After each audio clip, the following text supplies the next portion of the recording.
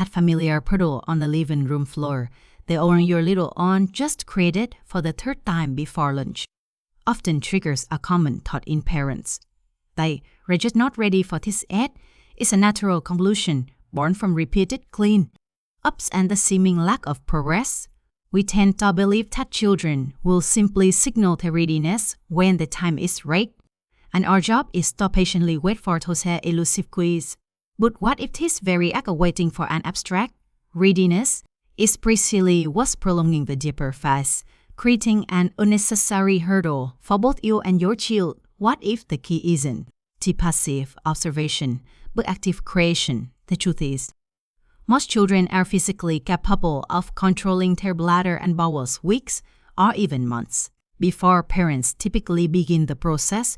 Their little bodies possess the necessary biological mechanisms.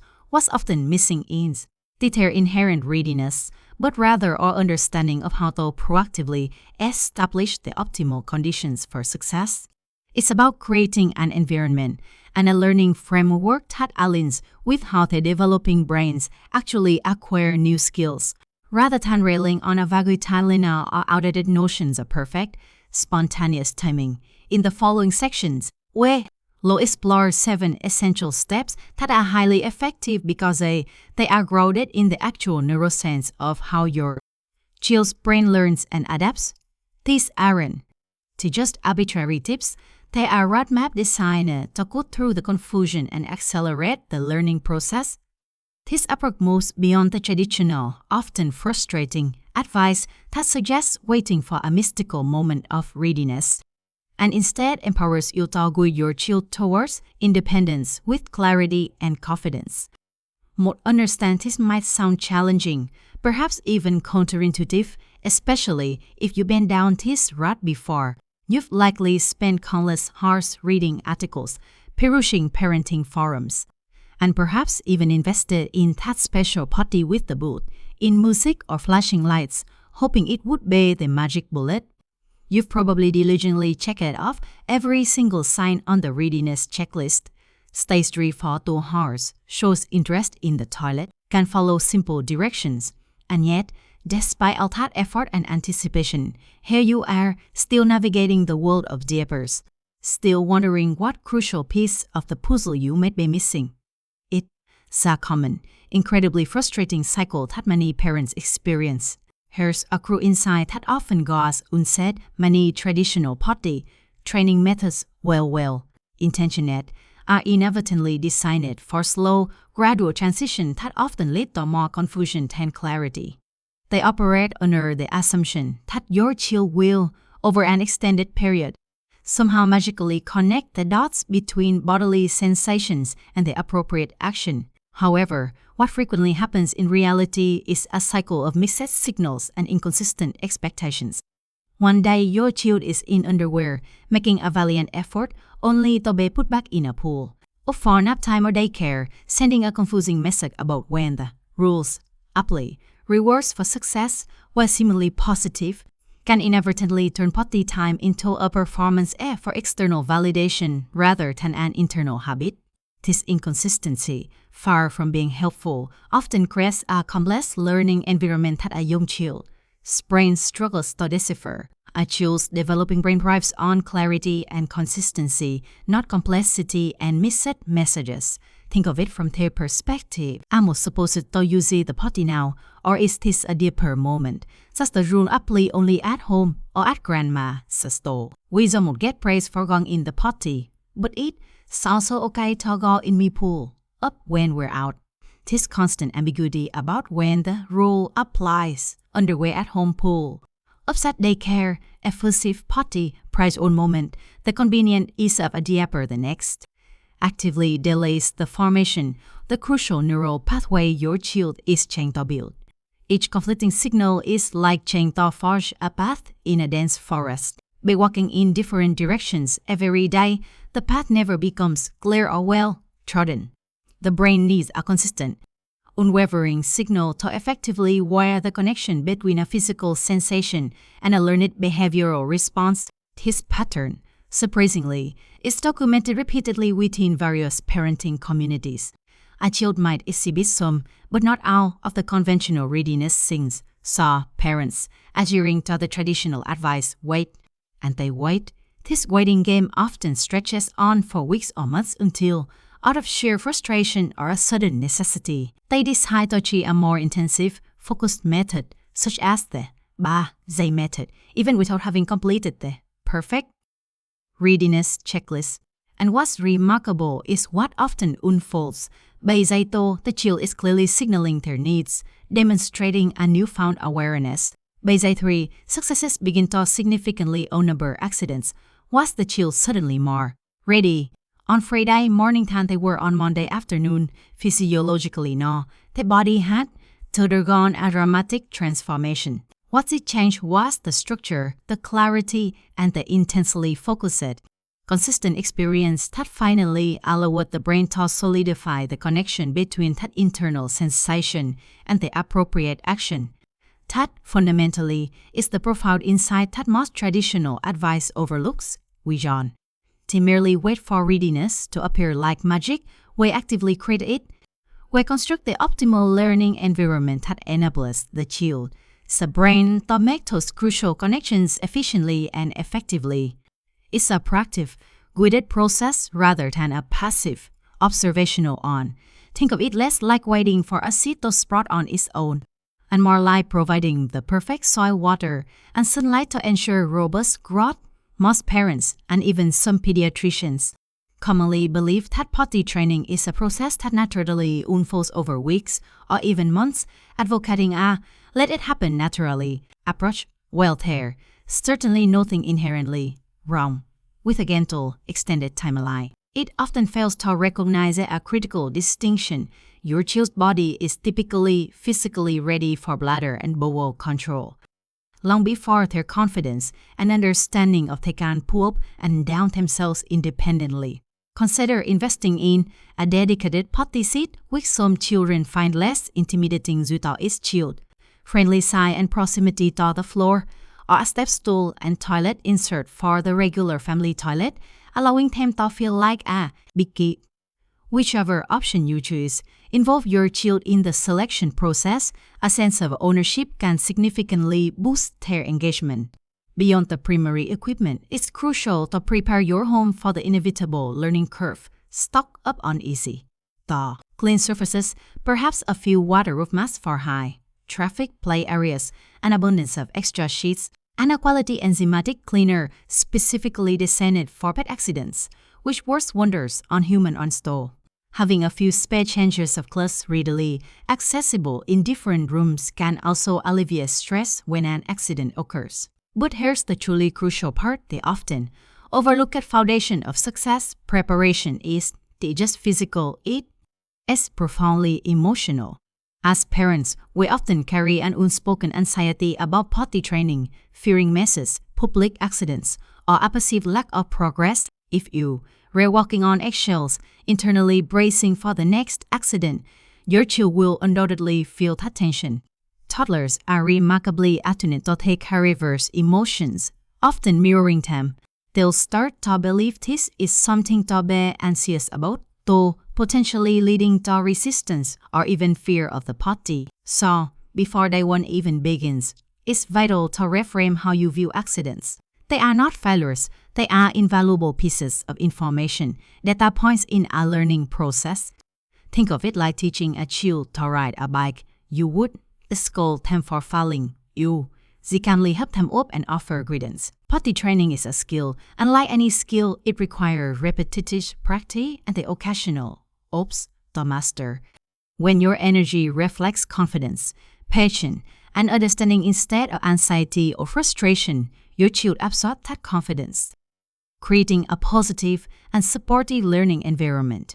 This emotional preparation first sets both of you up for success, fostering resilience and a growth mindset. Step 2 in this transformative process is simple yet powerful. Let them watch you. Children are natural imitators, learning best by observing the world around them. So, demystify the bathroom experience by allowing them to see you use the toilet. Talk about it casually, making it a normal, natural part of daily life. Celebrate as a routine function, not a performance. When your child sees that, going potty is just something people do, something mommy does, something daddy does, something their older siblings does, it stops being this mysterious, hey, pressure event. Narrate what's happening with simple, clear language. Mommy, so going potty, my body told me it was time, so I listened and came here. Or, much better now that my bladder is empty. This straightforward narration builds the internal script, helping them connect the physical sensation with the appropriate action. When it's their turn, they already have a visual and auditory reference for what it looks and feels like, significantly reducing apprehension. This isn't about making bathroom time a grand performance. It's about normalizing the process and removing any potential fear or mystery before pressure ever enters the picture, cultivating a sense of calm familiarity. Step 3, and this is often the most daunting for parents, is to ditch the diapers completely during waking hours.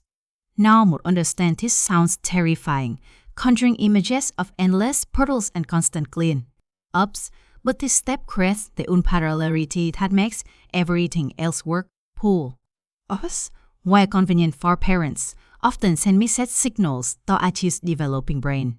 They feel remarkably similar to a diaper, making it difficult for the child to differentiate when they re supposed to hold it and when they re allow it to let go. Going without diapers during waking hours, however, provides the body with instant, unmistakable feedback. They feel the wetness immediately. There's no absorbent layer to hide it. This direct, real time connection between sensation and consequence is profoundly effective. Think of it like learning to ride a bike. You can truly master balance with training wheels on forever. Eventually, those training wheels have to come off, so the real learning, the critical adaptation of balance and coordination can happen. Removing this safety net just during waking hours what allows your child's brain to finally connect the dots. It's been trying to connect for months. And yes, there will be accidents, many of them. But remember, those aren't failures. They are the feedback loop in action. When your child feels wetness immediately because there's no diaper to absorb and hide it, the cause and effect becomes crystal clear. That clarity accelerates learning in a way nothing else can, solidifying the neural pathways far more efficiently than an on, again off, again upward. Step 4 involves you becoming a detective. Spot the signs before they are. Every child has a unique tell.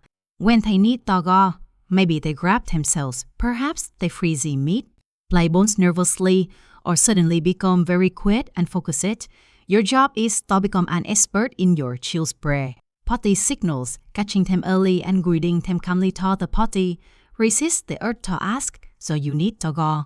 Most toddlers, especially when engrossed in play, will instinctively say no, even if they rejoin the unmistakable potty dance. Instead, narrate what you observe. Must see your body wiggling and you re-holding your tummy. That tells me it might be time to achieve the potty. Let's go together. Or, you just got very quiet and still. Maybe your body is telling you something. Let's go see. This narration serves two crucial purposes. It teaches them the language of the internal sensations, helping them connect the physical feeling with the words to describe it. And it removes the pressure of having to know the right answer yet. You re not demanding. You reinterpreting their body signals out loud, essentially acting as the external alarm system. When your child puts in the effort, that's precisely what deserves your applause. Shift your focus to praising the change, not solely the achieving. This distinction is crucial because it fosters a growth mindset, teaching your child that their effort and process are valuable, regardless of the immediate outcome.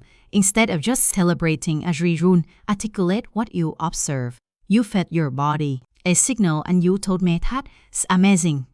That's exactly what we're practicing. Or, you made it to the potty so fast this time. Your body and your brain actually learning to work together. This isn't about conditioning them to perform for external rewards like sticker or candy, which can create a dependency. Instead, you helping them cultivate a deep, internal sense of pride in their own burgeoning capabilities and self-awareness. Children who genuinely feel proud of their progress, of their own growing mastery, tend to learn more quickly and persist longer through challenges. They develop a sense of ownership over the skill, integrating it as a part of who they are, rather than merely performing a task for you. Therefore, celebrate every small step, celebrate them simply sitting on the potty, even if nothing happens. Celebrate them telling you they need to go, even if they don't quite make it in time. Each of these moments represents a significant stride forward, a neural connection being forged, and each deserves genuine recognition because you are fundamentally building confidence, not just demanding compliance. You, re-nurturing their self-efficacy, showing them that their internal world and their efforts to communicate it are valued and understood. The next pivotal step, often the most challenging for parents, is to stay calm when accidents inevitably happen. It's vital to reframe your perception. Accidents are not regressions. They are valuable data points. They simply indicate that your child's brain is still diligently wiring and refining the neural pathways for bladder and bowel control. Your response in these moments is incredibly powerful and shapes the entire learning experience. When an accident occurs, strive to keep your voice and demeanor completely neutral. A simple, reassuring statement like, "Oops, it looked like your body went potty before we made it to the toilet. That's okay. Let's clean up together and next time we're lucky to catch the signal a little sooner is perfect. Avoid any hint of frustration, disappointment, or heavy sighs. Your child is exquisitely attuned to your emotional quiz. They are scanning your face, listening to your tone, deciding whether this entire process feels safe and supportive or scary and shaming. Consider an analogy. Imagine learning to play a musical instrument, say the piano. If every wrong note you played was met with visible frustration, a sigh of exasperation, or a sharp word from your instructor, how long would you enthusiastically keep practicing? You likely become anxious, hesitant, and eventually resistant. The same principle applies here. Emotional safety is the absolute foundation for developing physical control. When accidents happen, and they most certainly will, treat them like any other moment of learning. There's no need for lectures or punishment. Simply clean up, calmly move on, and trust the inherent learning process. This consistent, calm approach is what builds unwavering trust between you and your child. And that trust is the fertile ground in which all meaningful learning, including potty training, can truly flourish. It teaches them resilience, and that mistakes are part of growth, not a reason to give up. Once your child begins to experience more successes than accidents, you might feel a sense of relief, thinking the bulk of the work is done. However, this is actually when the real consolidation and habit formation take place. Step 7 involves building and reinforcing the habit through daily routines. Keep offering prompt potty breaks at predictable times throughout the day. This might include first thing in the morning, after every meal or snack, before naps and bedtime, and definitely before leaving the house for an outing. The predictability of a routine is incredibly powerful because it builds automaticity. It helps the habit transition from a conscious, effortful act to an unconscious, automatic reflex. The body learns to anticipate these moments, and the brain strengthens the connection without requiring constant conscious thought. Here's a tool that is incredibly powerful, yet often overlooked in the rush of daily life: reflection. Take a moment to talk about their progress with them. Engage them in a conversation that highlights their journey. Remember just a little while ago when you wore diapers all the time. Look at you now, you reusing the potty just like the big kids do. But I'm so incredibly proud of how much you learned and how hard you worked. This isn't just generic praise. It's a profound act of identity formation. You are helping your child integrate this new skill into their self-concept. You regretting them to see themselves as someone who uses the potty, and when that becomes an intrinsic part of their self-image, the habit truly locks in. It transcends being merely something they saw and becomes an integral part of who they are. That set the definitive moment when you know the training has genuinely succeeded and become a permanent life skill. A common question that often arises is, what if it is the work in Bazais, the popular Zai label is often a marketing concept or an anecdotal benchmark intended to create a sense of momentum rather than serving as a rigid deadline. It's crucial to understand that every child is unique. Some children might indeed click on Day 2, demonstrating remarkable progress. Others may require 5 or 6 days, or even a bit longer, for everything to fully consolidate and become consistent. Both patterns are completely normal and reflective of individual developmental timelines. If your child actively resists, if they melt down at the mere mention of the potty, or they steadfastly refuse to sit even when you know they need to go, that's invaluable information. Your little one is constantly evolving. They're different even from a month ago. Readiness isn't static. Brain development continually shifts, forming new connections. If previous attempts did stick, you were not repeating a failure. You were simply beginning again with a more mature child, and that changes everything. You haven't defiled you. We're teaching a complex, lifelong skill that demands patience, a dash of humor, and an abundance of love. Think of it like learning to ride a bike. It often takes a few tries or a different approach before it truly clicks. This is why our 7 essential steps are so effective. They reboot on how your child's brain actually learns, honoring the unique timeline over outdated methods or rigid schedules. You were not just guiding them through potty training. You were profoundly teaching independence, fostering body awareness, and building trust in their own capabilities. Know this process might feel overwhelming before you start, like a daunting challenge. But here, so what happens consistently once you were in it? You witness that magical moment when your child's eyes light up, beaming with pride as they feel the signal, understand it, and make it to the potty in time. In that instant, everything truly clicks into place. You absolutely have this, one flush at a time, celebrating every small victory.